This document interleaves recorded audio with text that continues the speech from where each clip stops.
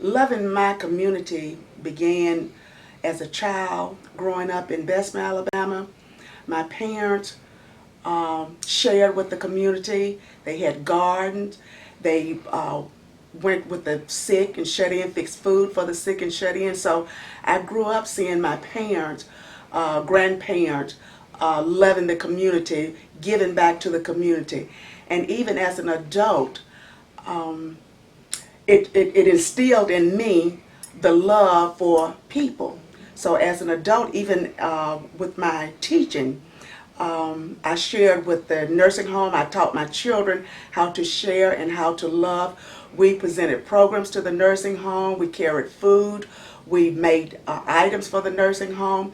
And it was just a part of me, and to teach my children that giving is at Christmas time or whatever is not just a time to just receive gift, but to give back.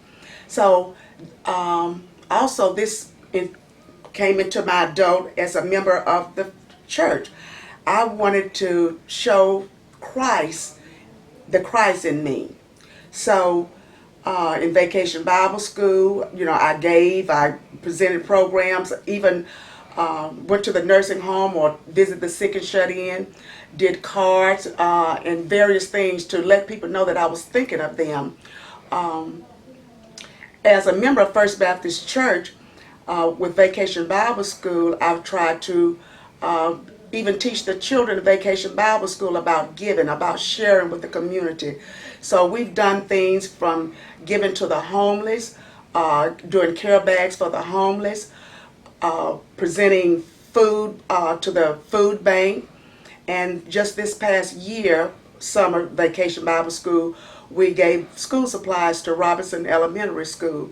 So in order for us to love like Jesus, we got to be able to just give back, love our community, love our church, and this represents the Christ in us. I've been coming to this church for as long as I can remember, and I remember I joined the choir at 4 years old.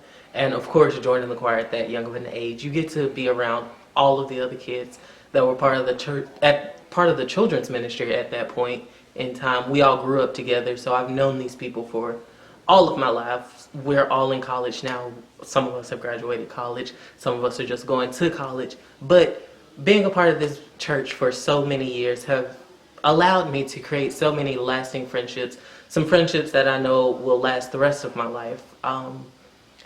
One of the greatest ministries I've been a part of in this church is the Mind Ministry. As you all know, we travel all over the community, and just being here at First Baptist and being able to develop our gifts has allowed us to be able to be invited to other churches to not only perform, but to also teach other children about mime and to just share our gifts with the community. And that's why this church has fostered my love of this community. First Baptist Church, Fairfield. As we show love in our community, I show love by participating in a lot of organizations, American Diabetes Association, trying to educate our community and people in the community as to what they need to do about diabetes, what kinds of things they need to make sure that they go, when they go to their physician, to make sure that they look at their feet. We try and make sure that we have a healthy community.